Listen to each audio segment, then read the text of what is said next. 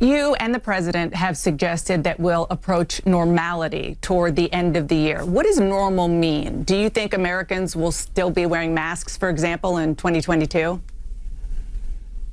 You know, I think it is possible that that's the case. And again, it really depends on what you mean by normality. If right, normality that's what I want you to define exactly the way it...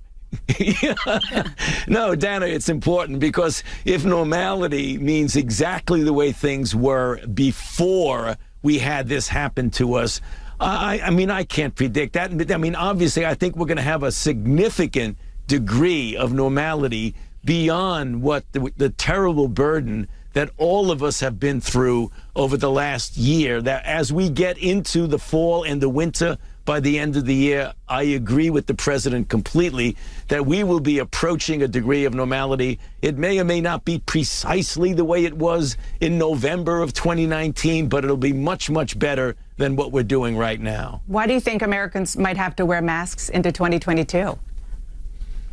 You know, because it depends on the level of dynamics of virus that's in the community, and that's really important.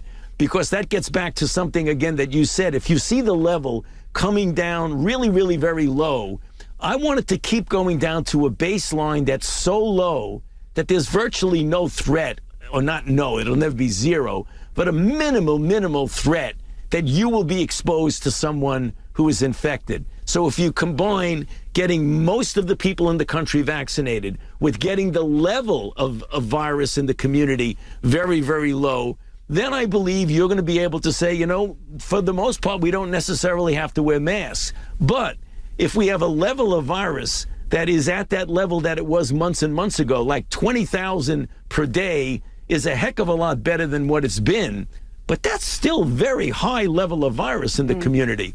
I want to see it go way down. When it goes way down and the overwhelming majority of the people in the population are vaccinated, then I would feel comfortable in saying, you know, we need to pull back on the masks. We don't need to have masks.